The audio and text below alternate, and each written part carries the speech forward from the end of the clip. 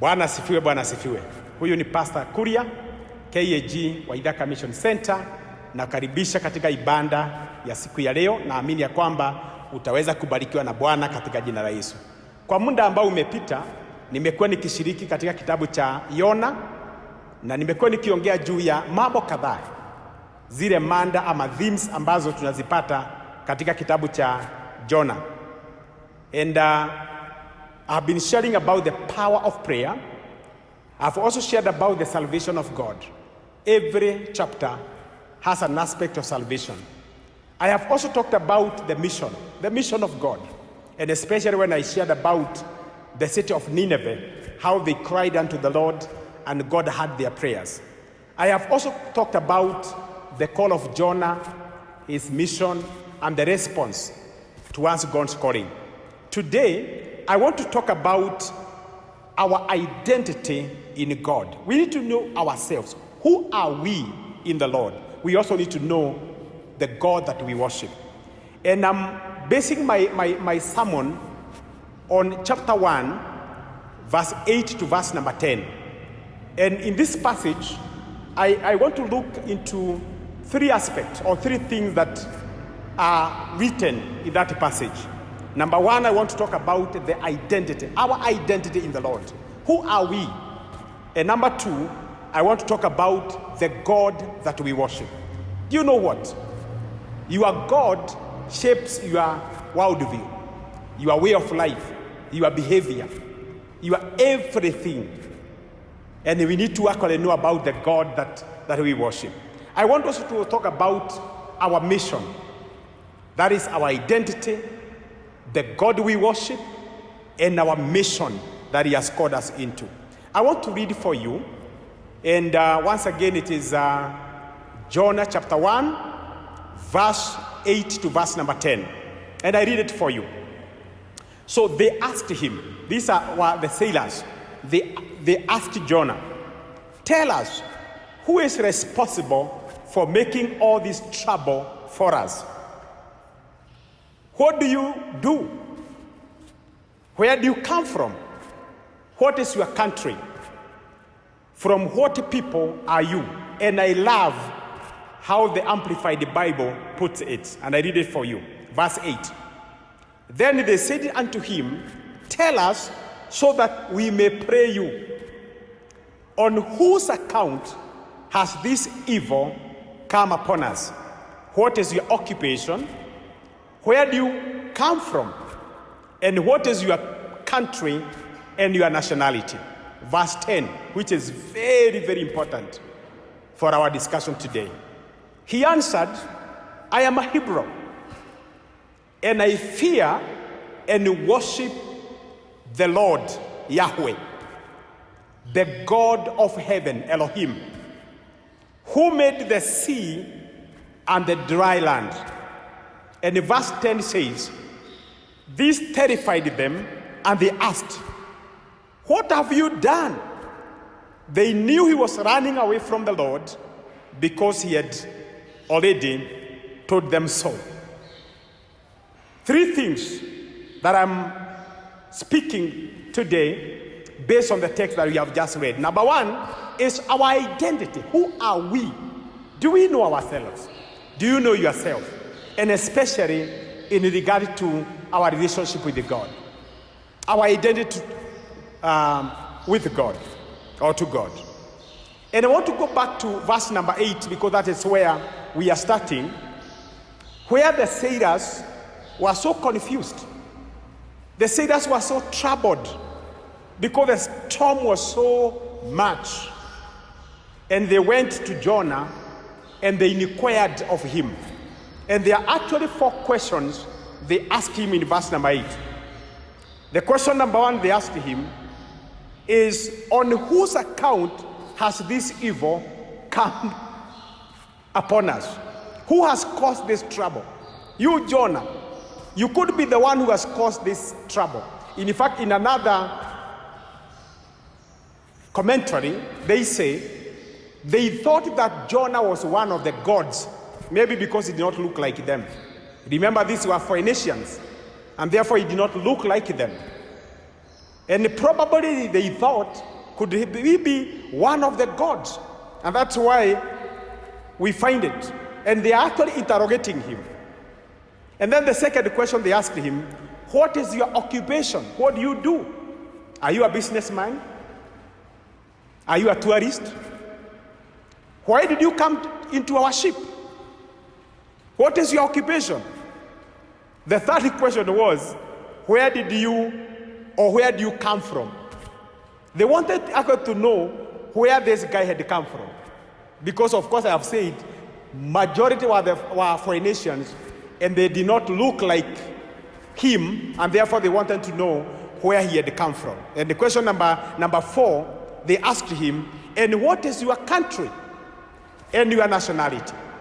And I'm so interested by the answer that Jonah gave. And he said without any fear that I am a Hebrew. You know, that word Hebrew is very, very important, because the foreigners, the non-Jews, referred the Jews as Hebrews. Among themselves, they called themselves Israelites. But any time the word Hebrew was used, was a very, very special, had a very special connotation, because this word Hebrew had a connection with God. Because that word reminds him of the covenant of God. And in fact, Hebrews were covenant people. They had entered into a covenant with God. And I want to take you to the book of Exodus, chapter 19, verse 5 and verse number 6, which says, now therefore, if you will obey my voice in truth and keep my covenant. Remember, these ones were spoken to Moses. And God is kind of telling Moses, speak to the people of Israel, speak to the Jews, and have them understand what I'm saying. And therefore, if you obey my voice in truth and keep my covenant, then you shall be. And he actually talked about 4 things about the covenant. And number 1, he said, you shall be my peculiar possession. You shall be my possession. That's number 1. Number 2, he said to Moses, if you obey and keep my covenant or promise, you shall become my treasure from among and above all peoples of the earth, because the whole earth is mine. Jesus is telling Moses to tell the Israelites that if they obey God, they keep his covenant, God has a special place for them above all the other nations. And number 3, he says, and you shall be to me a kingdom of priests. You shall become my priests, not the priests of idols or other idols. And then the number 4, he said, a holy nation. And when you talk about holy, you are referring to a consecrated people, people that are set apart for the worship of God. And therefore, when Jonah responded to the sailors that I am a Hebrew, what he was simply saying, I know myself. I know my position in God. I know who I am even in your midst. I am not like you. I am not from your country. I am a peculiar person. I'm a special person, a person who has a covenant with God, a person who has been called by the Lord, and he moves on and on.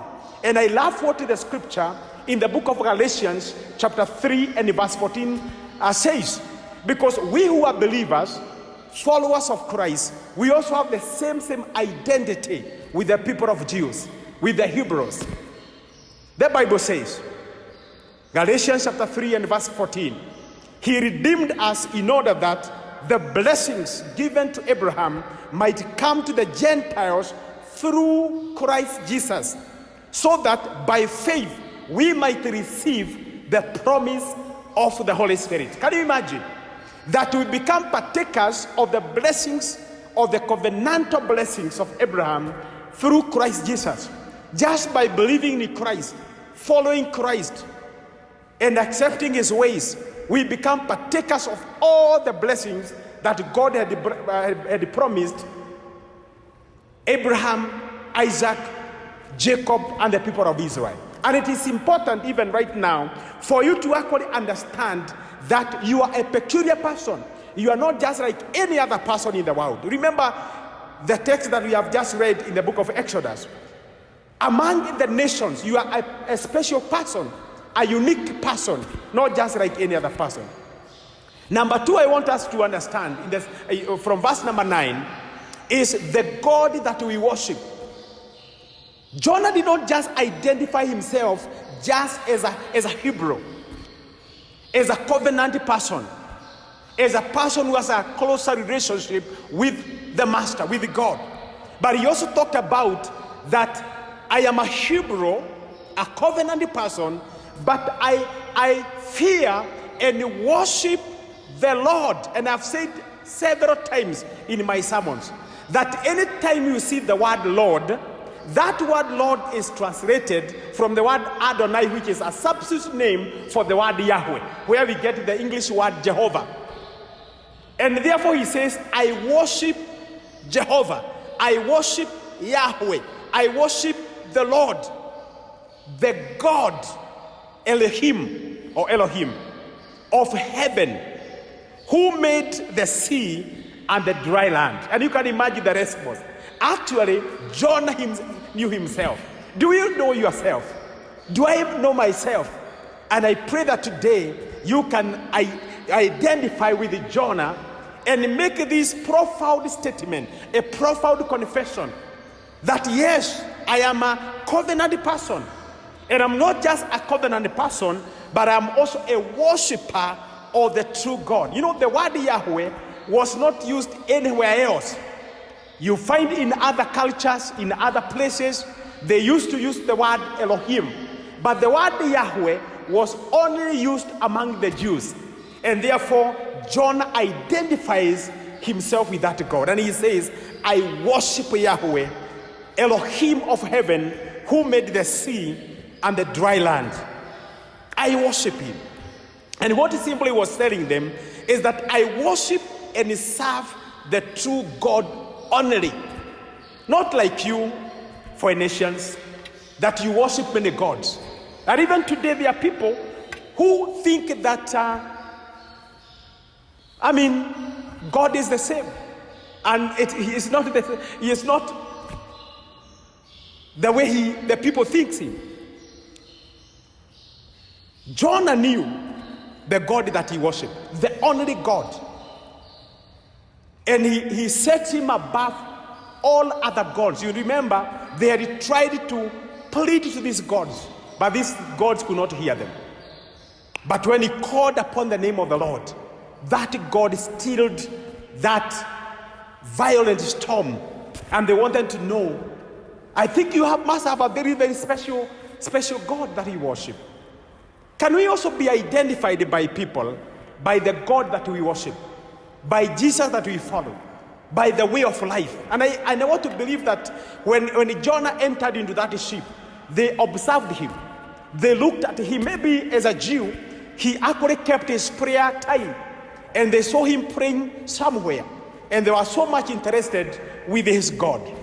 And therefore that is very, very important even as we move on. In the book of Jonah, you will notice that there are two names of God that are used. The name Yahweh and the name Elohim. That is Jehovah and God. They are actually used. In chapter 1, the name Jehovah or Yahweh is used 12 times. And Elohim, that is God, is used once. When you go to chapter number 2, the name Jehovah or Yahweh is used 5 times. And Elohim, which is God, is used once. In chapter 3, the name Yahweh is used 2 times. And Elohim is used 4 times. And it's very interesting for you to know. I'm just not just talking about just the names. There is a reason, a divine reason as to why these names of God were used. Look at chapter 3 where the name Yahweh is used twice, but the name Elohim is used 4 times. Because you remember, chapter 2 talks about the Ninevites, and they had other gods. And therefore, Jonah presents that Yahweh, the eternal God, the creator God, who is all-powerful, the all-powerful God. And then he moves on in chapter 4. The word Yahweh is used 6 times, while the name Elohim is used 6 times, actually 6. In total, Yahweh is used 25 times, and the word Elohim is used 12 times. And there is a reason for that, because there is power in the name. There is power in the name of God. And God has revealed himself in so many ways. He is the same God, but he has revealed himself in certain ways, because he identifies with us in a certain situation. When we are hungry, when we are sick, when we need some protection, God will reveal himself in such situations, in a certain way. And you know what? The God you worship will shape your worldview, how you look at things, how you view yourself, and even how you view other people. Even during this time of COVID-19, the God you worship, the concept of your God, will determine how you relate to the COVID-19 situation. How you're going to respond to it all depends on your God, because there is actually power in your God. Your God will actually shape your culture. Your way of life, your behavior will be determined by that God. If you have a wrong concept of God, you are going to live a very confused life, a very fearful life, so to speak, a confused life. But if you have the right concept of God, if you have known the true God, the God of Israel, the God who revealed himself to the people of Israel. Because I don't want to believe that we worship the same God. I have traveled to several countries, and you find them worshiping idols, others worshiping individuals, others worshiping created things. They create things and they worship them. And I don't think that we worship the same God. I don't think that when we gather together, religious groups, and we say that let us now pray to God, I don't believe that we pray to the same God. It's very clear in the book of Jonah. John identified himself with the true God. There is only one true God, and that God must be worshipped. He has revealed himself in many ways. And I want to just share with you some of the avenues, some of the names that God has used to reveal himself. He has revealed himself, as I have said, as Yahweh. And anytime the word Yahweh is spoken, talks about the all-powerful God, the eternal God, the self-existent God, the I am God of Exodus chapter number 3, verse 13 and verse number 14. He is the powerful God, the God who created everything, the Almighty God. And it's not just any other God, it's the true God of Israel. And Jonah presents that God to the sailors. He tells them, yes, I'm a Hebrew, but beyond being a Hebrew, I worship Yahweh, Elohim, the God of heaven, the one who created everything, the one who is in control of everything, the one who has created the sea, the waters, the wind. And that God, when he speaks and things obey him. In the book of Jonah, that Elohim, that Yahweh spoke to the sea, to that violent storm, and the storm listened to him. He actually spoke to a fish, and that fish followed and obeyed that mighty God. He is a God who can use anything. This time he used a storm. He used a big fish. In the scripture in the Old Testament, he has used stones actually. He has used birds of the air. And he can actually manifest himself the way he wants. He is the Almighty God, the Creator God, the God that is above all other gods. He is the powerful God, the God of Jonah. And that is the God that we are talking about. We also see in the book of Jonah, as I have clearly stated, that God also revealed himself as Elohim. Now, the word Elohim is first used in the book of Genesis, chapter 1 and verse number 1. And it's always in plural. And God created the heavens and the earth. You are talking about our Father in heaven, the Abba Father, the God who created everything. You go to Genesis chapter 1, Genesis chapter 2, and you want to understand that God, He is actually the one who made everything. He created all those things. He created them. Some of the things were created out of nothing. They were not existent. But He is so powerful that He is actually able to do that. He is an eternal God. In fact, the word Elohim refers to His incredible power and His might. The only one true God. And He has manifested His power. And that is how Jonah presents Him. That yes, I'm a Hebrew, I'm a covenant person, but I don't just worship anything. I worship the true God. Can we be identified with our God? Remember Shadrach, Meshach, and Abednego in Daniel chapter 3. They identified themselves with Elohim, with the God who created the heavens and the earth. The one who created everything. And they challenged Nebuchadnezzar that we know, O King, that our God is able to deliver us from you and even from the furnace. And even if He does not deliver us from you and the furnace, we will not worship you. We would rather die than worship you. We are not going to abandon our God. They had tasted, they had actually had an experience, they had an encounter with the living God. And that is the same prayer I want to make it for you and for myself. God has also revealed Himself as El Shaddai, the God Almighty, the all-sufficient God. He has also revealed Himself as Yahweh Yireh, or Jehovah Jireh, the God who provides, as we see in the book of Genesis, chapter number 22 and verse number 14, where the Bible talks about Him being all-powerful. Is there anything that is too hard for God? And I say no. He has revealed Himself as that. He has also revealed Himself as Yahweh Rapha, or Jehovah Rapha, the one who heals us. And through Him we are healed. Not just our physical bodies, but even our spiritual, our souls are also healed by God. He has revealed Himself as the one who heals. And in Psalms 147 and verse number 3, the Bible says, and He heals the brokenhearted and binds up their wounds.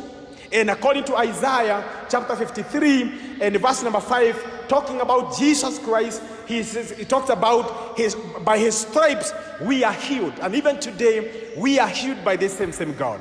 God has also revealed Himself as Yahweh Shalom. That is the God of our peace. We always talk about Shalom, Shalom. It's peace of God. The peace that surpasses all understanding. The peace of God that is not determined by the circumstances or by the situation that we are going through. The peace of God that will come and overwhelm us, that we are able to move on even when we are going through a lot of challenges in life. Brothers and sisters, I want us to encourage us that let us cultivate that intimate relationship like Jonah. Although he was running away from that God, he knew Him. He had an intimate relationship with his God. He knew when he had done wrong. He knew when he was not in His way. Can we also be at the same level with Jonah? That when we have messed up, we can know. When we are not doing the right things, we can actually know. And of course, we have Jesus Christ who lives in us. We have the Holy Spirit who is in us, who actually will let us know. You know the promise of Jesus in the book of John, that the world shall not know Him, but you shall know Him because He shall live in you and also with you. We have the presence of God. We have the power of God. And we can cultivate that relationship with God through our prayers, through the study of God's word, and also fellowship with other brothers and sisters. We need to know our God. We need to call like Paul, that I want to know the power, that power. I want to know that God. I want to know that Spirit. I want to know that Jesus. I want to know that true God. because not all gods are God. And number 3 is that Jonah knew his mission. And it's very clear in verse number 10. Verse 10 says, this terrified them, and they asked, what have you done? They knew he was running away from the Lord Yahweh because he had already told them so. Jonah's mission was very clear. In fact, between verse 9 and verse 10, there seemed to be some conversation between Jonah and the sailors. And he had clearly indicated to them the reason why they were in that trouble, the reason as to why they were in that storm, the reason as to why they were going through what they were going through. He had actually discussed with them. And he had actually disclosed that he was actually a prophet of God. He was a prophet. He was a man of God. And God had commanded him to go to Nineveh, but he was disobeying God. He knew his mission. He knew the heart of God. He knew the mind of God, but he was running away from him. The one thing that I love from this passage is that actually he shared with the sailors. And that is why you have that verse number 10, which clearly states that in fact they knew he was running away from the Lord. He was running away from the mission of God. And we have actually a mission. And that's why I'm saying number 3 of my point is that we are on a mission. We need to understand why we exist. We need to know why we are born again. We need to know why we are believers. We need to know why we are Christians. We need to know why we follow Christ. We need to know why. The answer why, we need to actually understand the question. I love actually verse number 8, and I want to challenge you to read verse number 8. In those 4 questions, and you ask yourself, if I were the one who was to be asked those 4 questions, what would have been my response? How do you respond to those 4 questions that you find in verse number 8? Jonah knew his mission. And God has created us for a divine purpose. God has called you, God has called me with a divine purpose. And we have to fulfill that purpose. You know, Acts chapter 13 and verse number 36. David lived and fulfilled the purposes of God. And we ought also to fulfill the same purpose with God. Now, in the New Testament, according to 1 Peter chapter 2 and verse number 9, actually quoting from the same passage in the book of Exodus, but then extending that, he says, but you know, you are a chosen race. We who are believers, we who are Christians, our identity, the God that we serve. And then it talks about the mission. We are a chosen race, a royal priesthood, a dedicated nation, God's own purchased special people, that you may set forth the wonderful deeds and display the virtues and the perfections of him who called you out of darkness into his marvelous light. According to Peter, we are not just chosen. We are not just royal priesthood. We are not just a dedicated people, a nation. We are not just owned by God and purchased by God. We are not just special people that even when we move around, we walk as special people, Christians. We are not just special people. But God has called us with a mission. And the mission is clearly indicated in this passage of 1 Peter chapter 2, the last part of verse number 9, where he says, we have been called for a purpose, to set forth, to speak forth, to actually go out there and represent God, to set forth the wonderful deeds and display virtues and perfection of God who has called us. And God has called us with a divine purpose. Even during this time, when we are at home, maybe when we are not doing things in the normal way, we ought actually to show. We need to display. We need to show the people that we meet every day that there is a God in heaven, and God has his representative, and you are actually his representative, and you need to witness his deeds. We need to witness his love. We need to share his love with other people. We need to actually speak hope. We need to encourage those who are discouraged. We need to meet and show love to the people that are in need. We need to show kindness to people, because that is our mission. We need to display the marvelous deeds of God in the name of the Lord Jesus. In the book of Matthew, chapter 5, and verse 13 to 16, Jesus talking to his disciples, and we are his disciples today, we are his ambassadors today. He told them, you are the light of the world and also the salt. And we are actually the same. As I conclude, I want to take you back to Exodus 19, verse 5 and 6, which says, now therefore, if you obey my voice in truth and keep my covenant, then you shall be my own peculiar possession and treasure from among and above all peoples of the world. For all the earth is mine, and you shall be to me a kingdom of priests, a holy nation, people that are consecrated for the love of God. Can you imagine the response that Jonah gave? Though he was running away, but he understood his God well. He understood his God. He knew his identity as a Hebrew. Do you know your identity in God? Are you going to hide your identity?